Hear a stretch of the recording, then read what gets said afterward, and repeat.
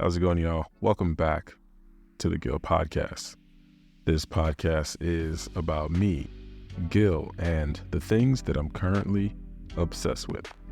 On today's podcast, I want to talk about something that has been running through my mind. It's the idea of how work has changed. And it's probably just me, but I have been comparing the idea of work from how it was back then to how it is now. And there has been a change, but again, it's probably not in every industry. And I might offend some people on this episode. So I want to go ahead and say that work has changed. People don't seem to value their jobs anymore. And this is like a twofold conversation. Obviously I know that there's obviously a government influence in this. The cost of living is ridiculous. Things are going up. Rent is high.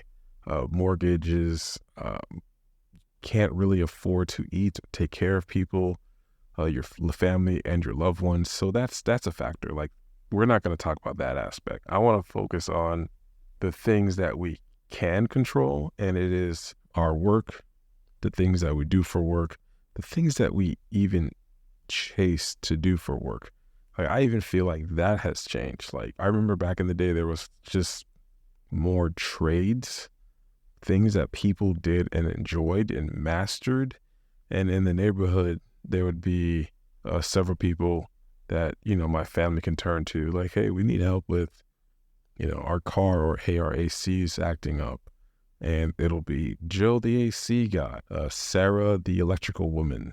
And they will come by whenever we needed them and help us out. We would learn from them. They will teach us, pass down this thing called tribal knowledge, and just help us understand that there's so much mastery, things for us to learn and appreciate. I started thinking about this a couple of months ago, where I was at work, working with my hands, building something, putting everything piece by piece. And I have a journal of notes, things that I've done, or errors or codes or anything that I have done, so that I can resort back to it and see, okay, I ran into this issue back in April. This is how I resolved it. Ooh, I found a new way to resolve it. Hey, let me write this down in my journal. And I'm going through my journal. I'm seeing all these machines, things that I've done in the past, things I did not understand, things I wrote down, I got to learn how to do this. And I'll tell you and be honest and transparent here, the stuff that I didn't know maybe 5 months ago were to me, they're like a no-brainer.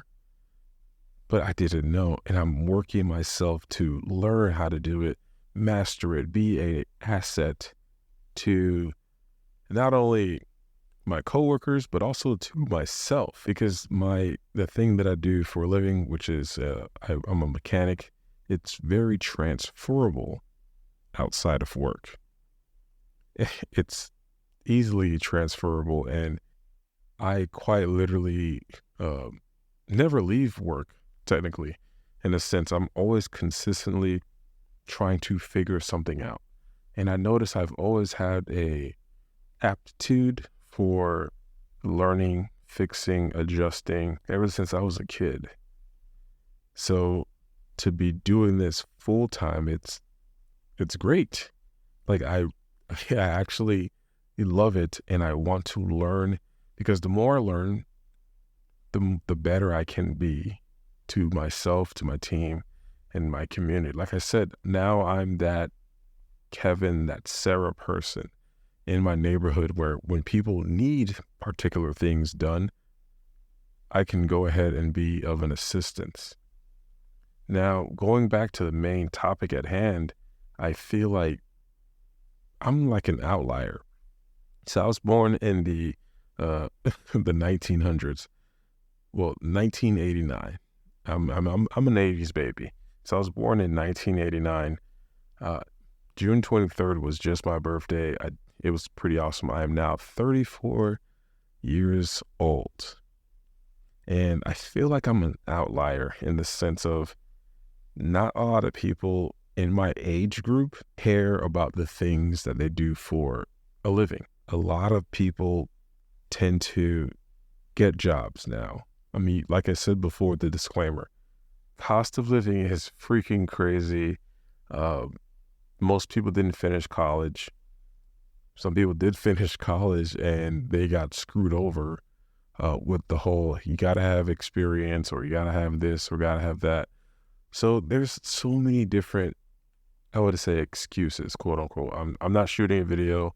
I'm literally doing like air quotations here. And I kind of feel like there's like this not so, I don't know what to say. Like they don't care, because we're living in a gig economy where you can do Uber Eats, you can do Handy, you can do Angie's List, you can do, I mean, hell, even, I wouldn't say photography, but there's a very gig aspect to it. They can be where, hey, I need a quick headshot. All right, that'll be $500. Do a headshot, get your money. There's skill in it, but I know people who quite literally just treat their photography business as like a production. I mean, obviously it is a production company, but they treat it like a mill, like how a farmer gets the cow from, I'm calling clients cows. They get the client and they get the cow in, then they do what they do, skin it and cut it into pieces and ship it off. And it's all on a conveyor belt, and it's all systematically designed, like step by step. There are a lot of photographers who do that, and it's great. They're making billions and billions of dollars. Like, they have people who do that, and it's very work oriented. But what I mean by work, I don't even want to call it traditional, call me old fashioned, but working with your hands and creating like patterns and memory and muscle memory, it feels good. And don't get me wrong, you're talking to somebody who edits podcasts for clients, who edits photos, and who does a lot of stuff with their computer camera. I do know that editing photos and videos, coding, writing code, it's work, and it does have muscle memory. But I just don't know if that idea of work is comparable to the thing that I said earlier. Like, I don't know. I'm having trouble trying to describe what I'm trying to say, because I don't want to offend anybody. And I have a lot of friends who write code. I have a really good friend of mine who does email marketing. I have a sister, a cousin, who just stays on the computer all day managing like $1 million companies. They work their butts off, but there is also a lack of, what's the word I'm looking for? Pride in their work. Like, I'm not going to say that I love my job, but I love doing my job, because I consistently can get better. I can consistently be a better. It fills me up solving a problem, helping somebody else, learning from someone else, getting this tribal knowledge from someone else, going online, calling up a friend or calling up somebody else on Reddit. Hey, I ran into this issue with this machine, and reading old Reddit forums. It feels so not like early 2000s. Like, I can't explain it. Hey, I ran into this issue. What do I do here? Oh, cool. Just do this, do that. Hey, how do you run this diagnostic? It feels really good. And I feel like nowadays jobs, like I said before, they're like temporary. Nobody's really willing to invest the time or develop or master their job. Like, it's not appealing. It's not appealing to master a particular job. And I feel like they pay more. I feel like nowadays people are getting paid a hell of a lot more to do, I wouldn't say basic stuff, but to do the most mundane thing. And one of the great equalizer that I feel like if you went to school and got your degree and that's work. Like people who went to school, studied, got their degree, and they're working in their field that they studied in. Yeah, that's literally it. But I know most people who got a degree, studied, and working in their field, and then they're done. They're no longer trying to learn. They're no longer trying to get more certificates. They're no longer trying to get more accreditations or grow within that particular field. They're like, I went to school for 4 years, 2 years, 6 years. I'm done. I just want to go on a golf course, get a drink on the weekend. I'm not trying to build or grow. A couple of years ago, I sat down in a mechanic class, and there's this guy. He has done so many things. He lived in Africa. He lived in the submarine. He's a nuclear warhead mechanic. He worked at a nuclear plant. He's worked with so many different things. He worked in the military, helped defuse bombs. And he had a vast knowledge about a lot of things. And just hearing him talk, telling stories, every instance that we had, as far as like troubleshooting, the stuff that we were working on, he had a story attached to it, and it just lit him up. How we would run into a problem. Man, I ran into the same problem while I was in Brazil. Oh, I was there during this thing, and I met this soccer player, and I helped light the whole city after this storm, and we did this and we did that, and it just was so rewarding. And I started thinking to myself, like, a lot of times when I run into some issues, either at home, my family, my friends, that me helping them solve that problem becomes a story. I become a lot closer to said family, said friend. It's like I was a part of that. They had an issue and I helped resolve it. It feels good. And I know, because I used to fix computers back in the day.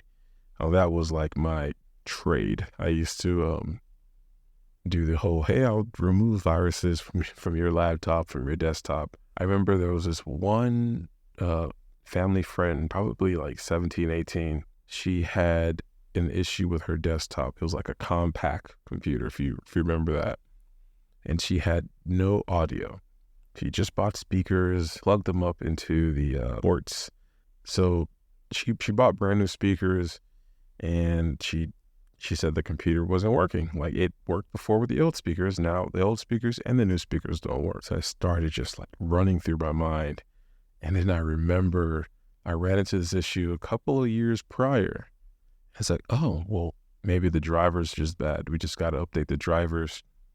And at the time I had a Metro PCS, and I had the ability to Wi-Fi tether internet from my Metro PCS phone to my laptop. I had a Dell laptop. It's like a Windows laptop, a Dell Latitude D630. It had like 4 gigs of RAM and like maybe like a gigabyte hard drive or something like that. So on the way to the client's home, because she called me, she's like, hey, this and that. I was like, you know what? That's probably what it is. And on the way there, I'm downloading the drivers for her particular laptop, or just all Compaq. I think I just went ahead and just downloaded all the Compaq drivers just in case. And I got there, uploaded the driver to her computer, and we were good to go. And it just was pretty cool.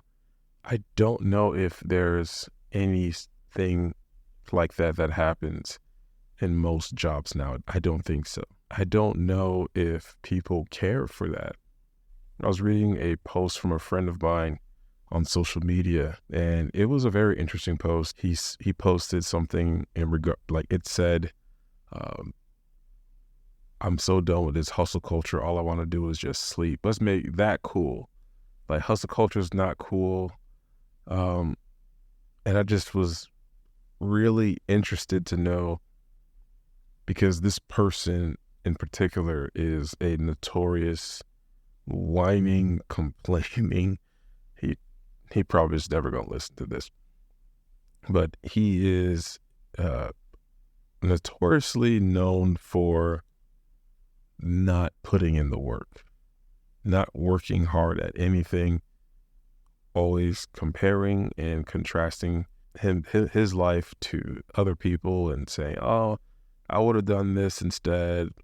I just don't like that. I just want to chill all day." He's a music artist. I just want to chill all day, smoke, and one day my music is gonna hit, or just not do anything. And it's like there's 30,000 more of these people times 20. 30,000 times 20, 600,000. It's probably more than that. There's probably umpteenth thousandth of that, of those people, men and women. And when things, hit the fan, they're the first ones to complain and want people to fix it. Oh, FPNL needs to get here. My power is out. Well, if the next generation of people are like you, it's going to fade out a lot of FPNL. They're called, forget what they called them, but the people who get on the power line and work on the power line during the storm, not land surveyor. It's at the tip of my tongue and I can't get it. But I know there's slowly but surely there's this culture of people that just don't want to work hard at anything. And I know for a fact that a lot of the stuff that I have in front of me, literally my computer monitor, Rodecaster Pro, my microphone with my blue windscreen on there, my video light, my home, my house, I worked for it. It was an idea, and I dealt with adversity. I dealt with a lot of stuff, but I learned, and I applied, learned, applied, deal with the problem, learn it, master it, and do it over and over again. But with this gig culture, this whole Uber Eats, Instagram, downloading Snapchat, it's, there's so many different podcasts nowadays, just spreading misinformation and just distracting you from really learning and being an authentic human being with your own authentic thoughts, although they might be incomplete like mine or indecisive. You have the right to just learn and develop who you are and set that in stone. But instead, you have people just letting social media dictate how they should feel. And in this case, there's this wave of don't work hard. I didn't really like the hustle culture vibe too. I know it's going to sound contradictory, but that was not healthy. And it was very misleading. You had people like Gary Vee telling people, hustle, hustle, hustle. I mean, I'm not going to lie. I've bought every Gary Vee book. I've not every, but I remember when he first started, I bought all of his stuff. I was in his master class. I remember traveling a lot, getting paid to do shoots or podcasts and listening to Gary Vee for hours. It was Gary Vee 2.0 or something like that. He had an audiobook. I would listen to it. He was the man. But honestly, he was not really saying anything. And where I got to in my freelancing career, content creator career, whatever you want to call it, that hustle culture kind of just was okay, this is nuts. This is not for me. I'm past that. This is probably for like young Gil to just get him, electrified and just excited about work and the possibilities. Now I need to like create structure. So I'm listening to like Myron Golden, you just have like other positive, more mature, and I wouldn't even say more mature, but just more centered. Myron Golden, he is a really good inspiration for me right now because kind of just brings me back to my roots, you know. But yeah, going back to the main topic, and I always say this, like the zombie apocalypse, it's always a metaphor, but quite literally here, it's for face value.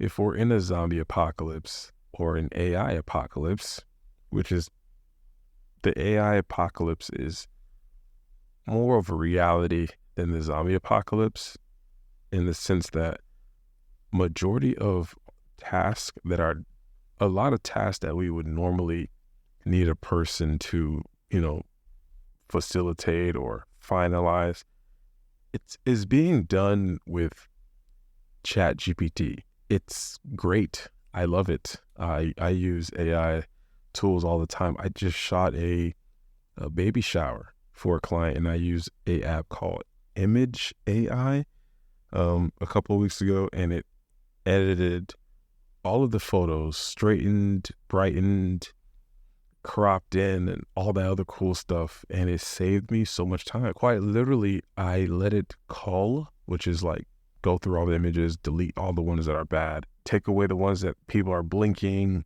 like it. That's what's called culling. It culled all the bad images, selected the good ones, and then edited the good ones. And then I just was like, okay, cool, let me touch some stuff up. But it did that. It took forever, but I was able to let it do that and go watch The Flash with my wife, which was fantastic. But let's just say this. What if AI does start replacing a lot of jobs or tasks that we would normally pay people for? What would we do now? Like, what would we do? Like, I say this to a lot of my friends, and I feel like if you're listening, you understand, and you're probably a friend of mine. So listen to this. What skills do you have that AI can't do? I said that to somebody, and like, yeah, but AI is going to take your job. I'm like, yeah, of course, but at least the job or the thing that I know how to do, or the things that I know how to do, which is a lot, and I'm still learning, at least they enable me to survive. And I'm not even like flexing. Oh, I know how to use a wrench. Like, no, I mean, I asked a really good friend of mine, I was like, where are we right now? And she's like, I have no idea. I was like, if I told you to go east, where would you go? She's like, I have no idea. And I was like, well, that's a problem. Like, do you not know that the beach is on the East Coast? We're right now on the East Coast of Florida. She's like, I don't know what that means. She's like, that's why I need a man to tell me what all of that means. And it's not even just women, it's also fellas too, gentlemen. There's a bevy of, I would even say, just information that is out there that you can learn while you're working. I was working at what is that called? Miami Subs. I was about like 19 years old, and I could not work in the kitchen. I always would sweat. I sweat my butt off. And they were like, okay, we can't have you in the kitchen. We can't have your sweat all over the client's food, clearly. So they set me off to do deliveries. So I'm driving my car, going to people's apartments, using MapQuest, delivering food, which was great. It was a good deal. And I came back one night, coming back to the store to pick up another order, and one of my coworkers, what was her name? It wasn't Constantine. It was Contestus or something like that. She drove a Chrysler 300. Oh my gosh, I don't know what I'm gonna do. I was like, what is it? She had her boyfriend out there. He was one of those, he looked like one of those guys like, oh, wow, this guy could be on TV. Like he could play a good leading role in a Tyler Perry movie. He could play like a decent actor, handsome guy. He was wearing a wife beater. Is that what they call it? I don't even know what they call it. I don't know how to call it in English. I call it a chemisette in Creole. Like me and my wife, that's what we call it. A tank top? I guess you'd call it a tank top, but whatever. He was wearing that, and he was next to her car, and she said, I don't know what I'm going to do. This is so frustrating. I was like, well, what's wrong, Constantine? Whatever her name was. And she said, my tire's flat. Oh, well, that sucks. Do you have a spare? She's like, no, I don't got money for no spare. I was like, no, there's like a spare tire in most cars. Oh, I didn't know that. I was like, yeah, there should be a spare tire in your trunk. Just tell your boyfriend to remove the bad tire and put the new tire on there, with the spare tire. Oh, wow, I didn't know that. I'll tell him. So she goes ahead and tells him, and I'm looking at my orders. I'm inside the Miami Subs, and she steps out. The door closes, back is turned. I'm just looking at my next order. I'm like, oh, crap, this is like a little bit out of my way. And I hear a little commotion outside, and I turn around, and I see her like screaming, and he's like, I don't know what. They're like kind of like not yelling at each other, but they're both frustrated. And I go outside. I say, hey, what's the commotion about? I didn't say that, but I'm like, what's going on now, y'all? I said, like, what's up? Like, it's not a hard thing. I couldn't understand, and I wanted to, and it frustrates me when things that should be a specific way isn't. And I was kind of frustrated. I was like, why is this a big deal? Why are you guys making so much noise? So they got the trunk open, and it's like, there's no spare tire. I told you I got no spare tire in the trunk. And I was like, no, it's like a false bottom on the trunk. And it boggled my mind. I'm like, everybody knows that. Everybody knows that there's like a fake bottom. You know what I'm talking about. And you just lift it up, and there's your spare tire and your jack and whatever other tools you might need to jack the car up, and the whatever on the crowbar, whatever the case is. So I said, hey, excuse me, let me show you where it's at. And I'll lift up the false bottom, and they're like, oh, wow, I had no idea there was a spare tire in here. And I'm like, yeah. And I'm like, yeah, just put it on there. And my mind is running, because I'm like, all right, it's like damn near 9 o'clock. The store closes in like an hour or 30. This delivery is probably like 30, 40 minutes away. By the time I come back, I can't do one more order. I got to get ready to leave to go home. And I'm just walking away, and, Constantine looked at her boyfriend, and they mumbled something. He mumbled something, and I'm walking inside. So I go inside, and she comes back. She comes inside the store and says, hey, so do you know how to change a tire? I say, yeah. Well, why can't, your boyfriend do it? Because I see what she's asking me. Oh, he doesn't know how to do it. And I'm like, oh, yeah, sure. I'll show you guys how to do it. And I got back out there, and I changed her tire for her, while the boyfriend was not even onlooking, just didn't want to do it. And then I think at the end, he said something along the lines of like, I don't even be trying to do all that, Dad. All I do is get money. Like that was his response. And I'll never forget that. Every time I look at it, I still have her on social media, but every time I see it crash the 300, especially a silver one, I think about that instance where this guy didn't know how to change his girlfriend's tire, but he knew how to get money, which was fantastic, But it's like, I remember my father, who's blind, before his eyesight got worse, he made sure to show me how to change the tire. I used to do a spark plug. I used to change my parents' spark plug in their Chrysler. It was like a Plymouth. It was a Dodge Plymouth. I used to change the spark plugs. There was like a hardware store that was like a bop, not a bop, which is a Florida slang word for a distance. It was a few, not that far. I used to ride my bike there and get spark plugs for the van. Used to get like, what else? We used to do a lot. My parents' house is pretty old. We used to use bulbs for the circuit breaker. Old houses used to do that, so we used to get bulbs if a part of the house would go out, or if the bulbs would go bad, we would just replace them. Outlets, we'd replace the outlets. So it was like through circumstances. It's not that it was like, well, today, Gil, you're going to learn this. It was like, no, this thing happened. We're going to fix it.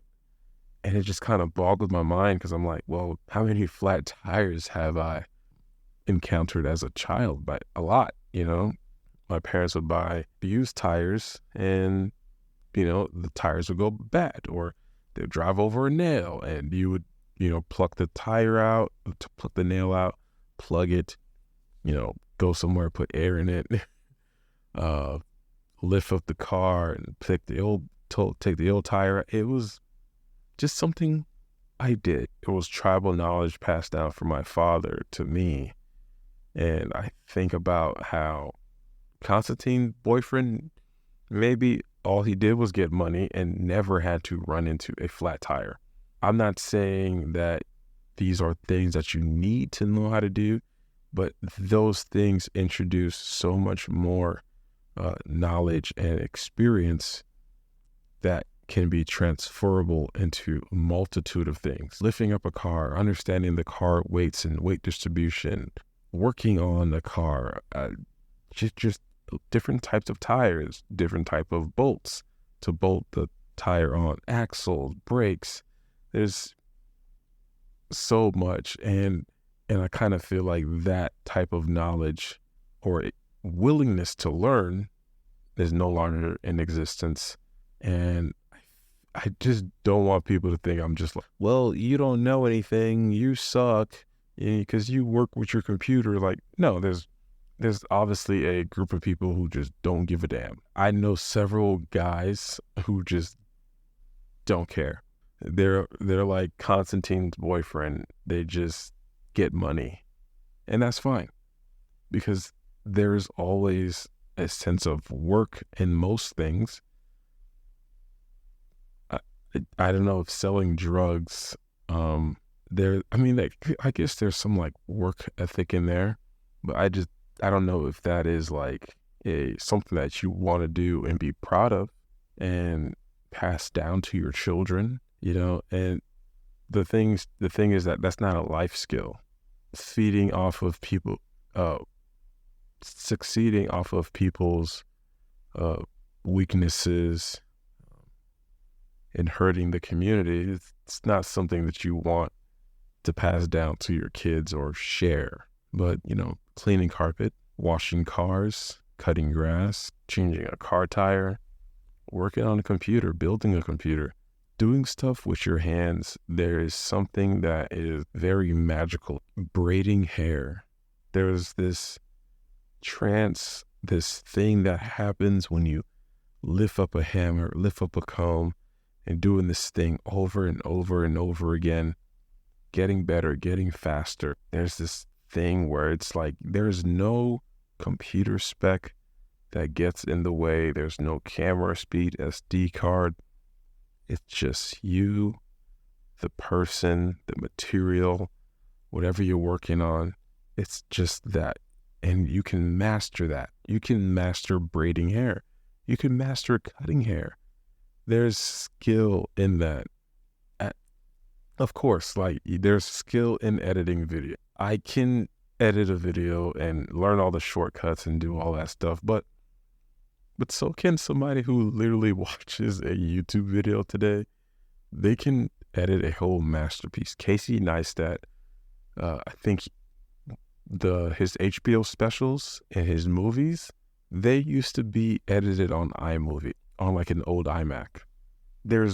I'm not saying that he wasn't skillful, but I'm just saying that it's not the end of the world to just edit with InShot. InShot for iPhone is far more superior than iMovie that Casey Neistat used back in the day. Meaning, what I mean is, anybody can edit. If you have an idea, you can do it with social media, with all these apps. That's all I'm saying. All right. I guess to like sum it up, work has changed. And I feel like people should be more prideful about the things that they're doing for a living. And if you aren't prideful, if you aren't willing to share, if you aren't doing the thing that you do full time outside of work, I mean, it's okay to escape. But I feel like you should find that thing that you really, really, really like to do, because you are literally wasting space. And somebody else could be doing your job, but instead you're holding it for a paycheck, which is fine. But there's somebody out there who needs the paycheck and who needs that self-gratification, that the feeling of, I'm doing this because I love it. I'm doing this because I like it. I love to learn. You're doing it because, it's the job, I applied for it. Who cares? You're in the way of like life. There's this thing that you can't get in the way of destiny. You're blocking somebody from doing the thing that they love, and you're just doing it because, who cares? All right, y'all. Hope y'all enjoyed this podcast. It's been a minute, I know, but yeah, let me know what you think. I might be just talking crazy, but all in all, hope you had a great one. If you have any questions, if you want to debate me, let's debate. But yeah, I'd love to hear what you guys think about this episode. Hit me up on Twitter, Instagram, and all that. I am still dropping my urban word search book. Coming out soon. I'm adding more words. I think currently I have 466 words, which is a lot, and I want it to be a lot. I'm also adding a glossary to it, but more importantly, a map of where the words originated from. Most of the words are more like based in the South, but you have a lot of words that like are formulated in Philly, California, New York, but a majority of the words do come from like Georgia, Tennessee, Florida, all that other stuff. But yeah, thank you for listening. I really appreciate it. Be sure to, if you're into photography, content creation, go to gildormius.com/book and get my photography word search book. That one is still in print. That one is still doing well.